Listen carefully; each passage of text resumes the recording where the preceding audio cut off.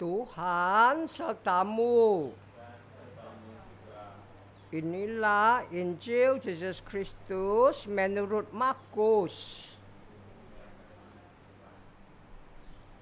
Pada suatu hari, Yesus menampakkan diri kepada ke-11 muridnya dan bersabda, "Pergilah ke seluruh dunia, beritakanlah Injil kepada segala makhluk. Siapa yang percaya dan dibaptis akan diselamatkan.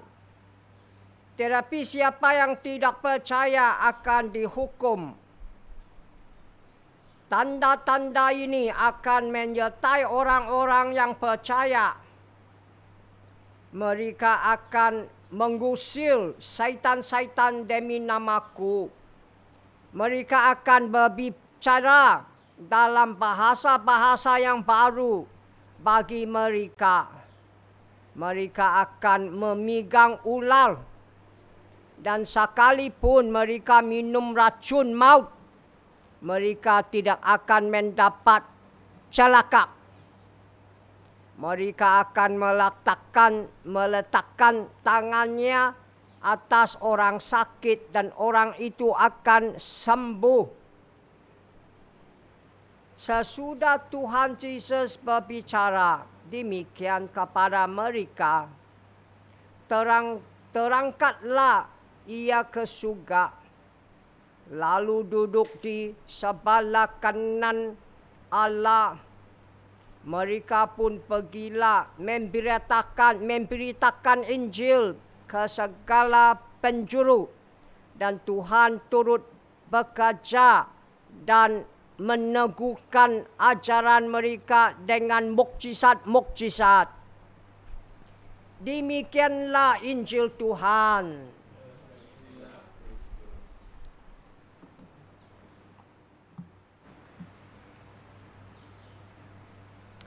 Saudara-saudari Kristus, hari ini kita merayakan kenaikan Tuhan ke surga. Itu dioceses lain di Malaysia sudah merayakan kenaikan Tuhan hari 4 yang lalu. Tapi dioceses Sentakan kita merayakan kenaikan Tuhan hari ini, minggu ke-7 Paskah, minggu ke-7 Paskah tahun liturgi B. Kita merayakan kenaikan Tuhan hari ini sebab bahasa Inggeris cakap ini liturgical option. Kita boleh merayakan di hari 4 lalu atau hari ini. Kita boleh merayakan kenaikan Tuhan hari ini. Dan minggu hadapan kita merayakan Pentakosta, Roh Kudus turun. Nah, habis itu musim Paskah 50 hari sudah akhir. Dan ini lilin Paskah besar disimpan di sakristi, dipakai untuk pembaptisan dan misa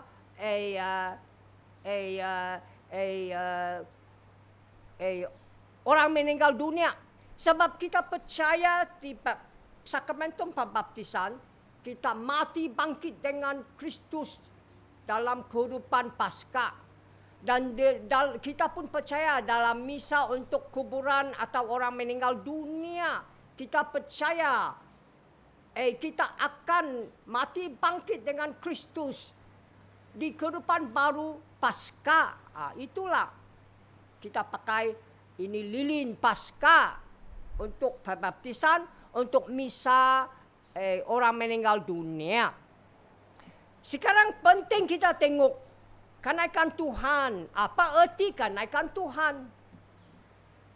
Tuhan naik surga bukan tinggalkan kita, tetapi untuk mengutus Roh Kudus untuk kita, supaya kita boleh buat apa dia buat, supaya kita boleh umum kabar gembira, macam dia umum kabar gembira, supaya dunia percaya dan diselamatkan. Sampai akhir zaman, bila kita habis mengumumkan kabar gembira sampai hujung dunia, dan dunia sudah diselamatkan, Kristus akan datang kedua kali. Dalam kemuliaan, angkat kita semua naik surga. Kita sama-sama dia. Naik surga. Kenaikan Tuhan, inilah erti kenaikan Tuhan. Dan inilah pembacaan pertama memberitahu kita. Pembacaan pertama hari ini dari Kisah Para Rasul memberitahu kita. Kristus bila dia sudah bangkit, dia bersama dengan murid dia 40 hari. 40 hari. Untuk mengajar mereka apa kerajaan Allah. Untuk sedia mereka terima Roh Kudus. Supaya mereka jadi saksi Kristus. Bukan saja di Jerusalem bila Kristus mati bangkit kasih Roh Kudus. Tetapi juga di Judea untuk semua orang Yahudi. Dan untuk Samaria, semua orang yang setengah Yahudi. Dan sampai hujung dunia untuk semua orang yang bukan Yahudi. Itulah erti Kristus naik surga. Dan Kristus 40 hari sama-sama murid dia ada simbol yang penting. Mengapa? Jangan lupa orang Israel 40 tahun di padang pasir. 4 tahun di padang pasir baru boleh masuk Promised Land. Tanah dijanji. Musa sendiri 40 hari di gunung baru boleh terima itu 10 undang-undang 10 Commandments. Kristus sendiri 40 hari di padang pasir baru mula ministry dia, kerja dia. Katekumen kita 40 hari musim prapaskah untuk sedia terima sakramentum pembaptisan dan Roh Kudus. Kita sendiri sudah dibaptis 40 hari di musim prapaskah sedia untuk membaharui iman kita, membaharui iman pembaptisan kita. Jangan lupa 40 tahun inilah masa satu generasi. Pembacaan pertama pun memberitahu kita sudah 40 hari Kristus naik surga. Itu murid-murid dia masih tengok di langit, tengok dia naik surga. Tiba-tiba 2 orang berbaju putih berdiri dekat mereka dan mereka cakap itu malaikat dah. Mereka cakap, orang Galili. Orang Galili, mengapa kau masih tengok di langit? Kristus yang kau nampak naik surga akan balik, akan datang balik. Macam dia naik surga. Apa arti itu? Dia akan balik akhir zaman. Bila kisah sudah umumkan kabar gembira di seluruh dunia. Bila dunia diselamatkan. Kristus akan datang kedua kali. Angkat kita sama ke surga. Kita naik surga sama-sama dia. Bagi dalam kemuliaan dia. Inilah arti kenaikan Tuhan. Kabar gembira ini. Masmur tadi ikut pembahasan pertama. Sebab itu tadi kamu jawab 4 kali. God goes up with shout of joy. The Lord ascends in trumpet blast. Allah naik surga. Dan banyak orang teriak gembira. The Lord ascends with trumpet blast. Tuhan naik surga. Dan banyak orang bertiup trumpet. Bertiup trumpet kuat. Mazmur ada 3 bahagian. Bahagian kedua, ketiga memberitahu kita Kristus naik surga untuk duduk di kerusi raja. Jadi raja orang Israel dan raja untuk semua negara-negara dunia. Tetapi terpenting bahagian pertama. Sebab bahagian pertama panggil semua negara negeri dunia. Akunlah memerintah Allah Israel, the God of Israel. Akunlah memerintah Allah Israel.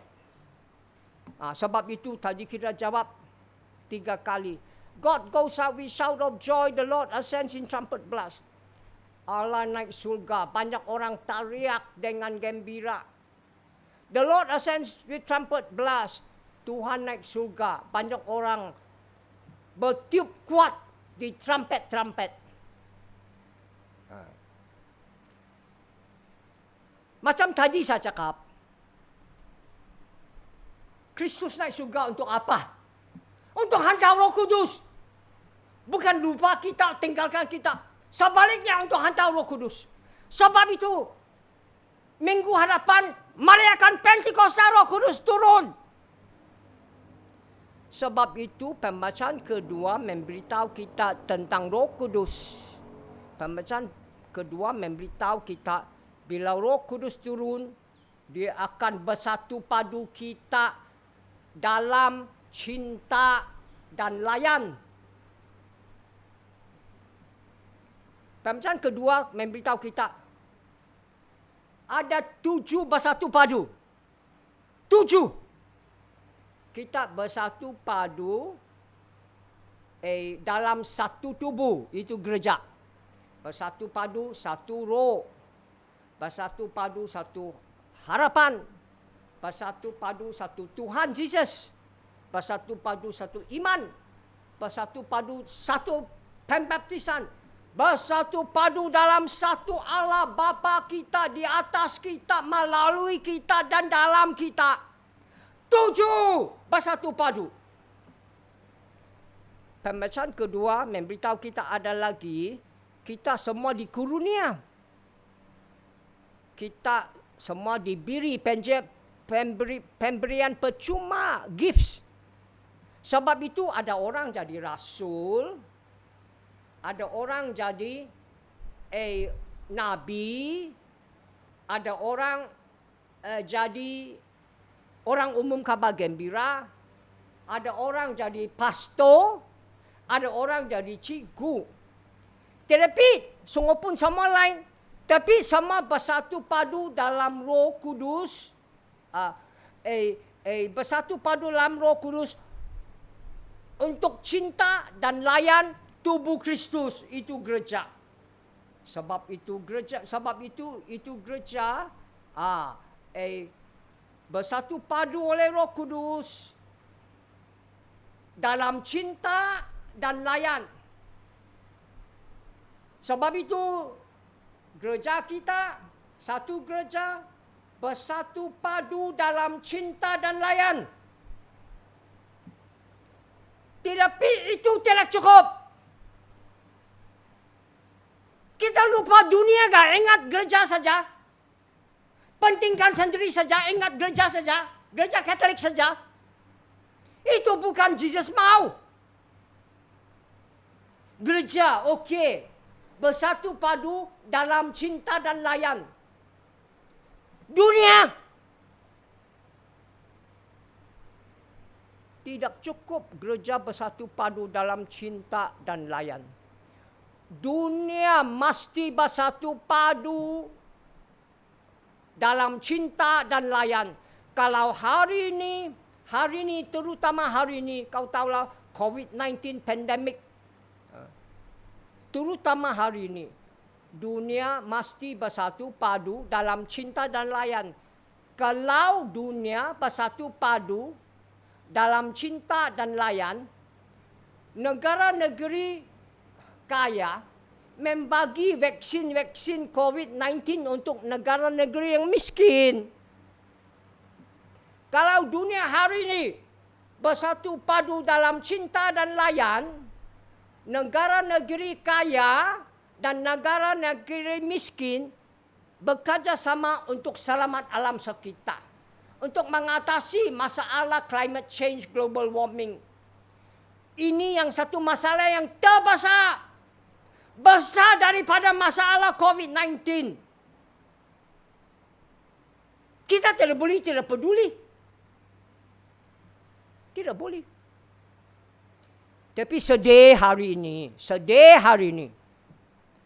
Gereja tidak, dunia tidak bersatu padu dalam cinta dan layan. Sebaliknya, dunia dipisah dalam benci dan ganas. The world is divided by hatred and violence. Mengapa saya cakap ini?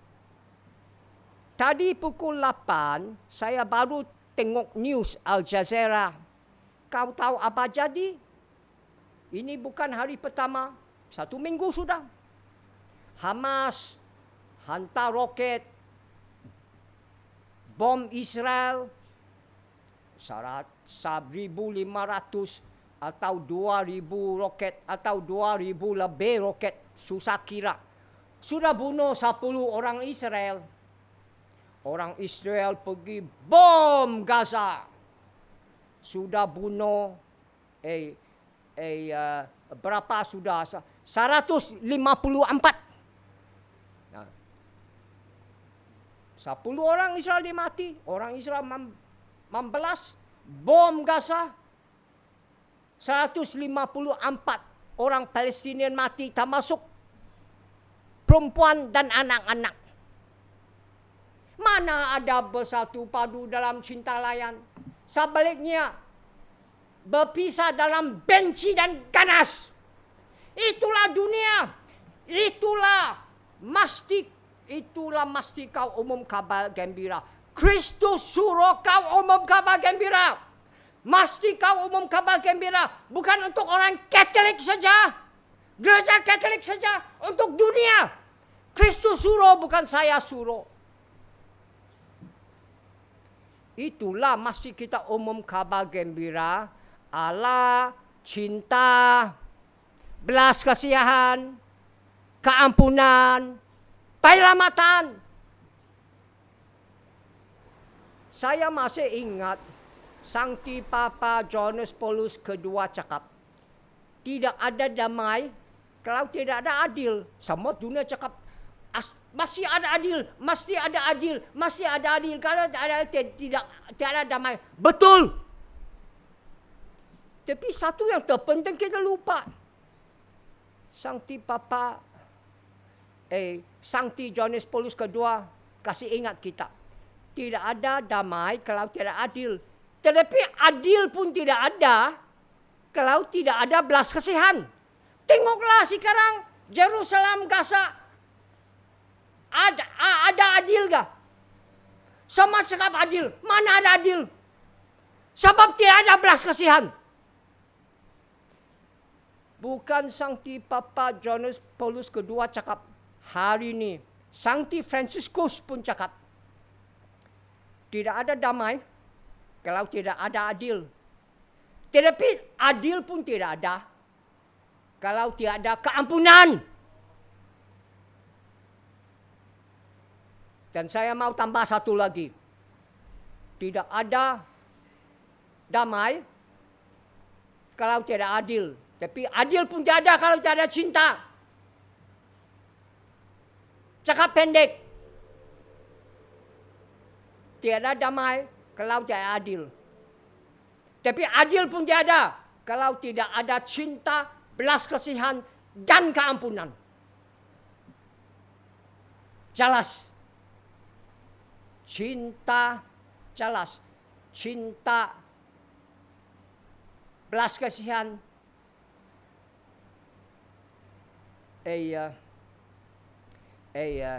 cinta, belas kasihan, dan keampunan Allah saja boleh kasih kita adil dan damai. Damai. Shalom, penyelamatan. Ini penting. Ini penting. Ini penting. Cinta, belas kasihan dan keampunan Allah saja boleh memberi kita adil dan damai. Damai, shalom, penyelamatan.